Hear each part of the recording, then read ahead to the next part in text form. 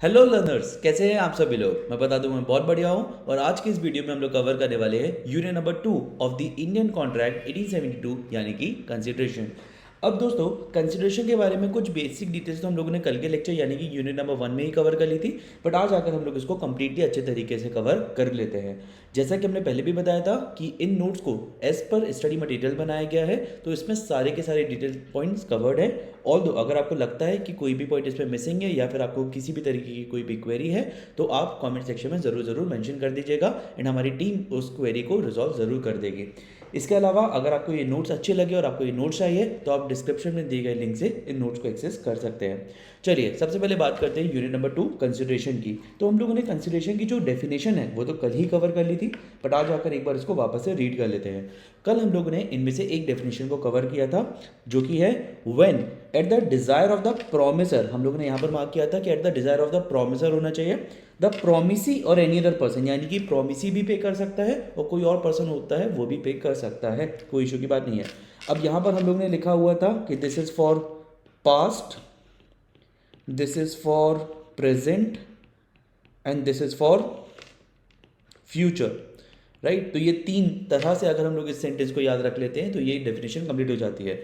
When at the desire of the promisor the promisee or any other person has done or abstained from doing or does or abstains from doing or promises to do or abstain from doing something, then such an act or abstinence or promise is called as consideration for the promise। इसको consideration बोला जाता है।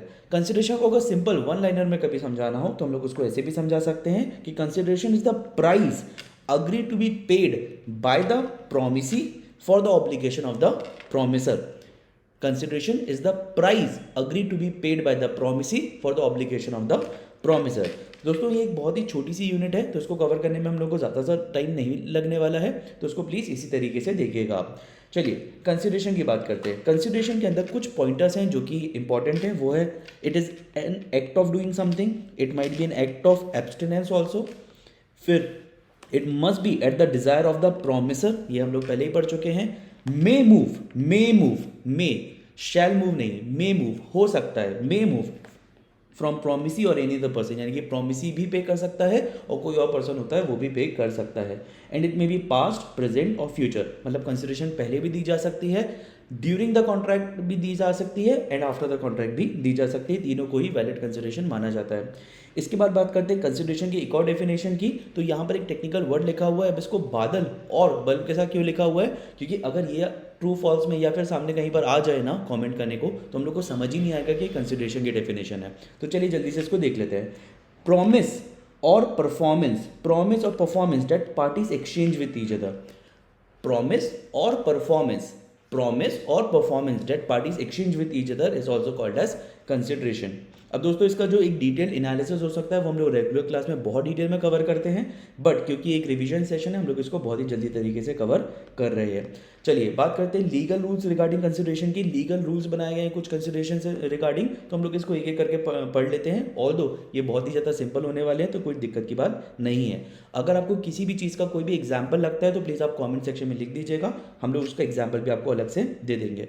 चलिए बात करते हैं पहले point की, तो वो है consideration must move at the desire of the promisor. Consideration must move at the desire of the promisor. Consideration जो होती है वो eight the desire of the promisor होनी चाहिए, ये हम लोग पहले भी डिस्कस कर चुके हैं। इसके बाद बात करते हैं कंसिडरेशन में move from promisee or any other person. Again ये एक रिपीटेड पॉइंट है, बट ठीक है लिखा हुआ था, हम लोगों ने वापस से बात कर ली।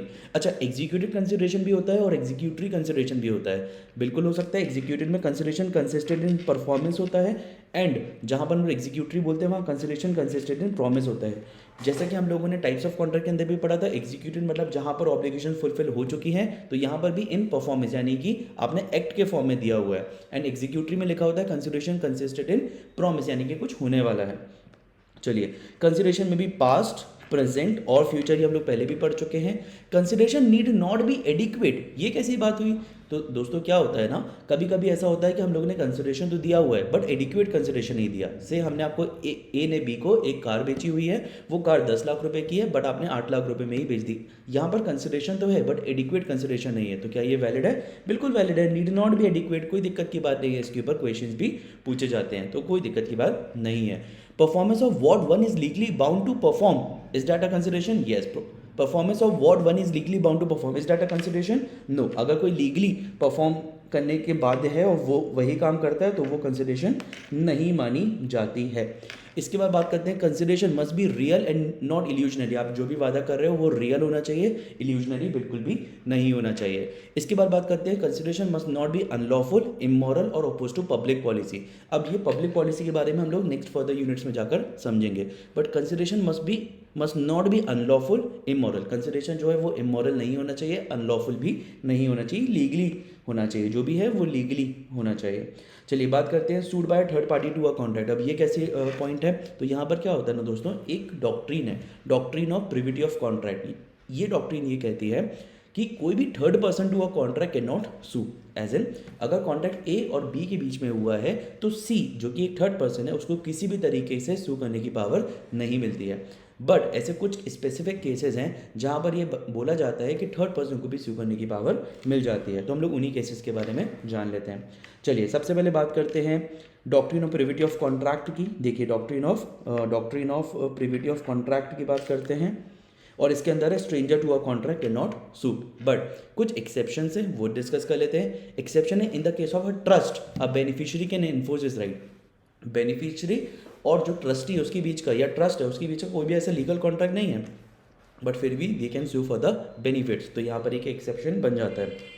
इसके बाद in the case of family settlement, members who originally had not been parties can enforce. कई बार होता है ना कि बाद में कोई पैदा हुआ, उस टाइम पे ओरिजिनली नहीं था, बोला गया था सारे भाई, जिसमें से एक भाई ने साइन नहीं किया था।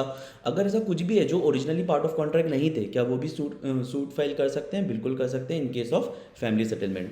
इन the case of certain marriage contracts और अरेंजमेंट, अगर कुछ मैरिज कॉन्ट्रैक्ट में जिसमें किसी को बेनिफिट दिया जा रहा था, क्या वो बेनिफिशियरी भी क्लेम कर सकता है? बिल्कुल क्लेम कर सकता है, कोई इशू की बात नहीं है। In the case of assignment of a contract, इस पर्टिकुलर केस में भी क्या हो सकता है? बिल्कुल हो सकता है, कोई इशू की बात नहीं है। एक्नॉलेजमेंट और एस्टोपल, यहाँ पर किसी थर्ड पर्सन का इन्वॉल्वमेंट है, क्या यहाँ पर भी हो सकता है? बिल्कुल हो सकता है। In the case of covenant running with the land, अब ये बहुत इंपॉर्टेंट पॉइंट होता है, यहाँ पर बहुत लोगों को इशू आता है, इसलिए हम लोगों ने कुछ और भी यहाँ पर लिखा हुआ है।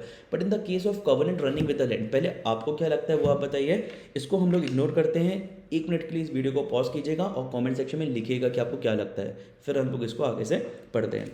चलिए, आई एम अज्यूमिंग कि आपने पॉज करके आंसर लिख दिया होगा और अब हम लोग आगे बढ़ रहे हैं। तो if any obligation is required by the owner of the land, all successors should abide by it, यानी कि अगर ओनर था उसने किसी को बेच दिया, तो उसके जितने भी सक्सेसर्स होंगे ना, सबको वो ऑब्लिगेशन फुलफिल करनी पड़ेगी जो कि इनिशियल कॉन्ट्रैक्ट में बोली गई थी। चलिए, contract enter through an agent, अगर किसी एजेंट के थ्रू कॉन्ट्रैक्ट एंटर किया है ना, तो उस एजेंट के पास भी ये राइट आ जाता है कि वो सूट फाइल कर सकता है। तो यहाँ पर ये पॉइंट आ जाता है, suit by third party to a contract in the case of trust, in the case of a family settlement, in the case of certain marriage contracts, in the case of assignment of a contract, acknowledgement or estoppel, in the case of covenant running with the land, contracts entered through an agent. ये important pointers हो जाते हैं। अब दोस्तों हम लोग regular class में तो इसको बहुत ज़्यादा डिटेल में जाकर समझते हैं, बट क्योंकि ये एक रिवीजन क्लास है तो हम लोग उसको इसी रफ्तार में आगे बढ़ा रहे हैं। चलिए बात करते हैं validity of an agreement without consideration. अब देखिए, कल ही हम लोगों ने बात की हुई थी कि एक अग्रीमेंट जो एक अग्रीमेंट है वो विदाउट कंसिडरेशन वैलिड होता ही नहीं है। जब तक हम लोग प्रॉमिस में कंसिडरेशन नहीं जोड़ेंगे वो अग्रीमेंट बन ही नहीं सकता है। बट ऐसे कुछ अग्रीमेंट्स ज़रूर हैं जो कि इसके एक्सेप्शन है, यानी कि वो बिना कंसिडरेशन के भी बिल्कुल वैलिड हो जाते हैं। So validity of an agreement without consideration, यहाँ पर पहला है नेचुरल लव एंड अफेक्शन, दूसरा है compensation for pass voluntary services, और ऐसे कुछ और भी दिए हुए हैं। बट यहाँ पर कुछ कंडीशंस फुलफिल होनी चाहिए। जैसे नेचुरल लव एंड अफेक्शन के केस में से दादाजी ने अपने पोते को एक गिफ्ट दिया, तो क्या वो बदले में कंसिडरेशन लेंगे उस अग्रीमेंट को वैलिड करवाने के लिए? बिल्कुल भी नहीं। बट यहाँ पर कुछ कंडीशन फुलफिल होनी चाहिए। Must be made out of natural love and affection, natural love होना चाहिए दोस्तों, आर्टिफिशियल लव नहीं चलेगा यहाँ पर। इसके एग्जाम्पल्स हम लोग रियल लाइफ में जब हम लोग फुल केस स्टडी पढ़ेंगे तो हम लोग ज़रूर इसको कवर करेंगे। चलिए बात करते हैं, अभी आई एम अज्यूमिंग कि this is for revision only और आपको इसकी अंडरस्टैंडिंग ऑलरेडी होगी, इसलिए हम लोग इसके एग्जाम्पल नहीं ले रहे हैं। चलिए, parties must stand in near relationship, पास का रिलेशन होना चाहिए, दूर का रिश्ता नहीं होना चाहिए। मस्ट बी इन राइटिंग, ये बहुत ज़्यादा इंपॉर्टेंट है भाई, मस्ट बी इन राइटिंग, ये मत भूलिएगा। क्या होता है ना, बहुत सारे कॉन्ट्रैक्ट्स ऐसे वाले ये बोल सकते हैं कि यार आपने उस दिन तो बोला हुआ था, आज आप मुकर रहे हो। नहीं भाई, जितने भी नेचुरल लव एंड अफेक्शन वाले कॉन्ट्रैक्ट्स होते हैं ना, जो कि विदाउट कंसिडरेशन होते हैं, उसको वैलिड बनाने के लिए it must be in writing, ये बहुत ज़्यादा इंपॉर्टेंट हो जाता है। चलिए, must also be registered under the law. अब ये जो रजिस्ट्रेशन एक्ट है ना, उसके हिसाब से it must be registered under the law, ठीक है, ये बहुत ज़्यादा इंपॉर्टेंट हो जाएगा। जैसे हम लोग क्या ऐसा बोल सकते हैं कि विल के केस में ये चीज़ लग जाएगी, बिल्कुल विल के केस में एक अग्रीमेंट बनता है, और जबकि वहाँ पे तो कोई कंसिडरेशन भी नहीं होता है, but it should be registered.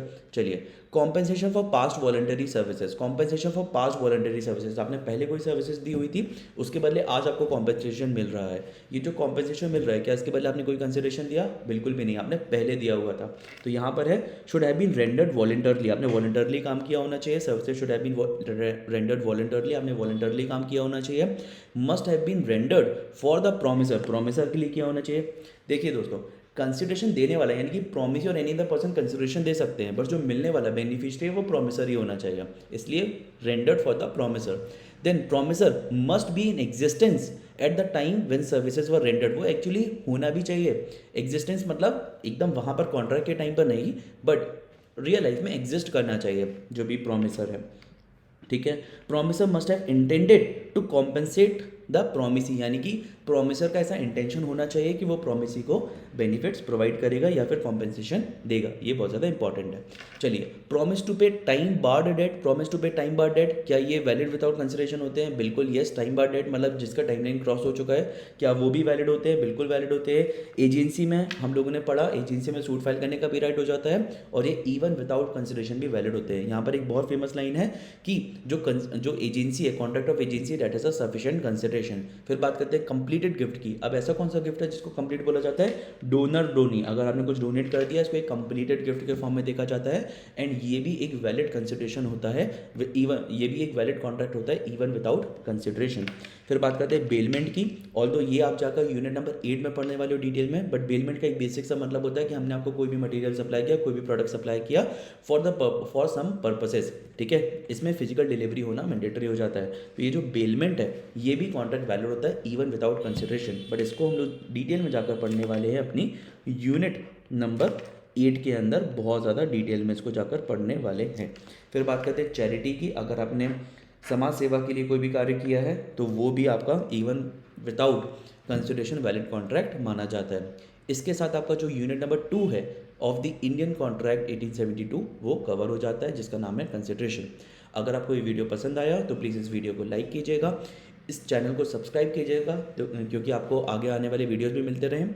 और इसके अलावा इस वीडियो को अपने उन दोस्तों के साथ ज़रूर शेयर कीजिएगा जो कि अभी CA फाउंडेशन लॉ का पेपर देने वाले हैं। Thank you so much.